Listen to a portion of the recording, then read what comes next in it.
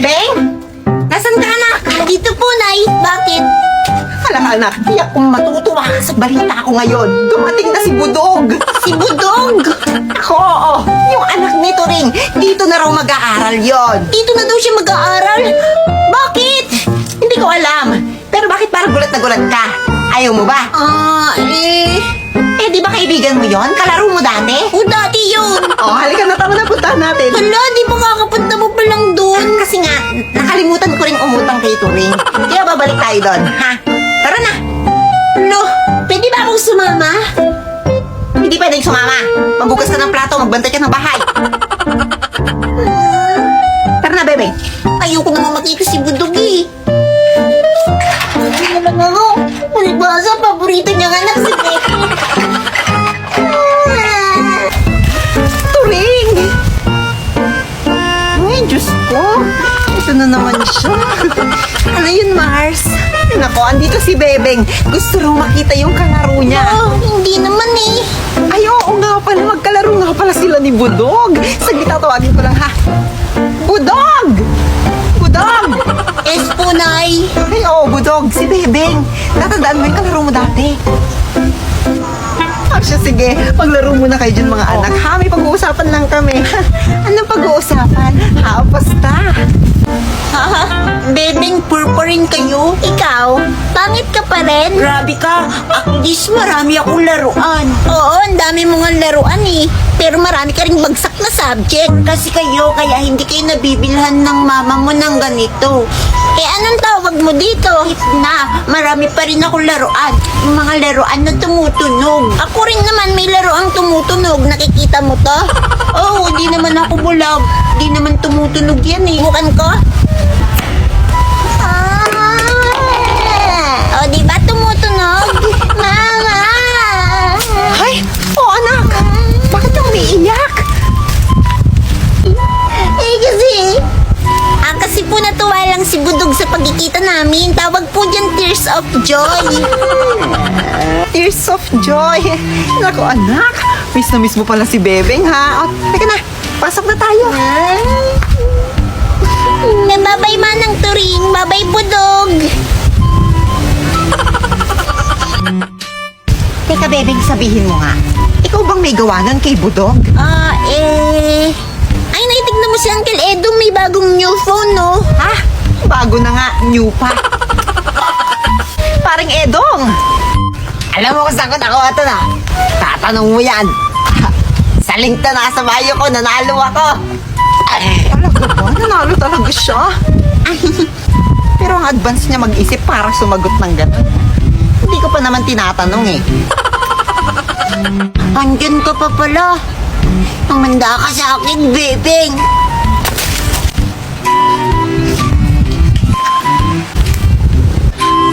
Nasalo niya. Gusto mo pa bang maglaro, Budog? Sige, pagbibigyan kita. Tumba preso, salo.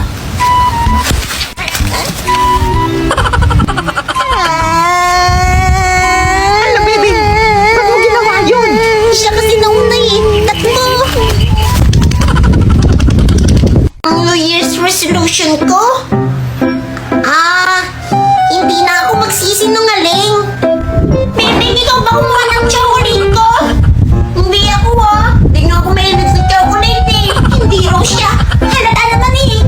Hindi mo kumuha ng pera sa pantalon ko. Ha? Ay, hindi ako yung kumuha dyan. Bala ko yun ha. Bebeng, nasa na naman yung cellphone ko? Wala sa akin yung cellphone mo, Nay. Hindi na ako magsisinungaling. Ang New Year's resolution ko ay hindi na ako magre-reklamo sa utos. Ate, kumuha ka raw ng talbos kamuti kay Aling Turing. Ako na naman. Ikaw na lang. Anak, bumili ka nga ng pulutan tukil at Sanjay. Eh bakit ako andyan naman si Bebe nga siya yung utusin nyo? Tunay, magsahin ka na. Maghugas ka na rin ng plato pagkatapos. Ako na naman. Ako na lang palagi. Kayo nag-isip niyan. Kayo gumawa. Hindi na ako magre-reklamo sa utos. Ang New Year's resolution ko. Hindi na ako iinom. Dahil dumating si Uncle Burokoy, pumunta raw kayo sa bahay niya, mag-iinom raw kayo. Talaga? Kaso... Oh, pare! Oh, pare! Tara, mag-inom tayo! Sige na! Sabi ko, hindi na ako iinom. Hindi na ako iinom. Hindi na ako iinom ng tubig kasi may alak naman. Ang New Year's resolution ko? Hindi na ako mangungutang. Nay, nasan raw yung inutang mo kanina kay Aling Turing? Sinisingil niya ako eh. Bakit parang ang aga niya maningil? Nay, pinapatanong ni Aling Tanjing kung kukuha ka raw ng tinda niya, pwede raw utang yon. Ah, sige, sabihin mo, kukuha ako. Utang naman eh. Siguro pati yung cellphone na dala mo, inutang mo rin, no? Hoy, hindi ah. Nakuha ko to sa link na nasa bio ko. Nanalo ako. Wow! Yung New Year's resolution ko, next year ko na lang gagawin. Hello? Titikman! Sure! Ay nga, mahilig tayo sa candy pero sa ngayon hindi mo tayo pwede kumain ng mga matitigas na candy dahil sa braces na to. Bumili ako ng soft candy! Ang tawag sa mga candy na to ay Pudding Cube Soft Candy. Nabasa ko lang. So kapag pumupunta na supermarket, hindi ko maiwasan tumingin sa mga candy dahil favorite ko nga yung mga candy. Tapos natagpuan ko nga itong dalawang to.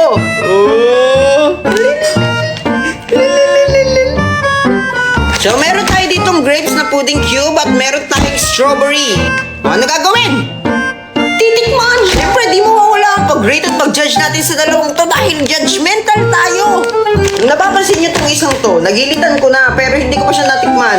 Nagilitan ko lang. Dami kasi napapansin eh. Pero ngayon, tutuloyin na natin siyang gilitan dahil titikman na natin siya, opo.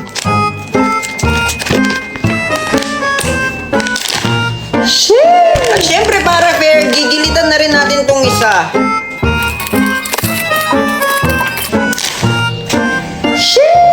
At dahil nga nabuksan na tong dalawang pasnayang candy na to, oras na para tikman! Unahin natin tong strawberry. Okay, eto na.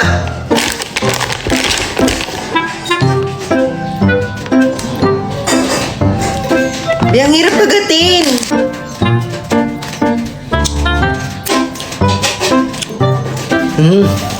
Masarap siya. Lasa siyang ano, strawberry.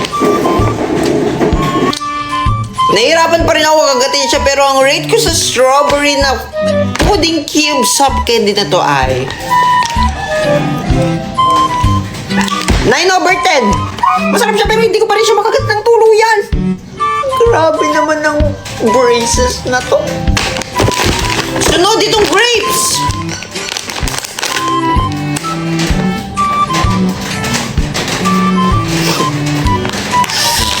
Bakit di ko makagat? Pero masarap siya.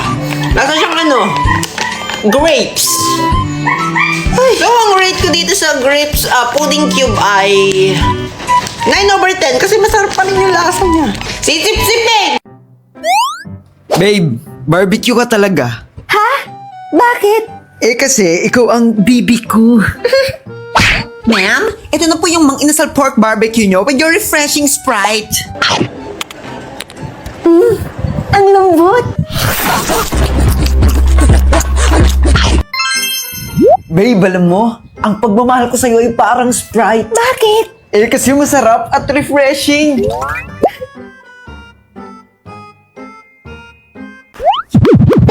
Bagsak na yung face card mo. Face na ba yan? Wow! Hiyang-hiya! Sorry. Kasi, hindi ako makatulog. Kasi stress pa ako kay Crush. Hindi pa pwedeng mag-drop na lang tapos magsama na lang kaming dalawa. Baliw! Alam niyo, ang dami ko na ring tigyawat. Ito si Mark, si Dave, si John Paul. Isisi niyo pa talaga sa mga crush niyo yung pagtubo ng sumpa sa mga fest niyo? Eh, saan ba dapat isisi? Oh, eh di sa hindi niyo pagtulog. Hindi niyo ko gayahin. Hindi yung puro isip kayo sa mga crush niyo, eh hindi naman kayo pinapansin. Aray! Eh, di ikaw na yung fresh, siya ka maganda. Eh, siya naman talaga kasi best. Tignan mo nga itong mga itsura natin. Pero don't worry, May gift ako sa inyo! Ito yung Nighty Bright ng New Moon. Mapapaganda niya yung quality ng sleep nyo. At alam niyo naman, kapag may magandang sleep, may magandang fest. Lalo na, may ashwagandha ito at collagen na pwedeng makatulong sa pag-repair ng skin natin overnight. Kaya super calm lang ng fest. Fresh pa rin kahit stress dahil namamanage ko yan sa tulong ng Nighty Bright. Thank you, Bes! Ano siya pasabog? Grabe, nakakahiya naman.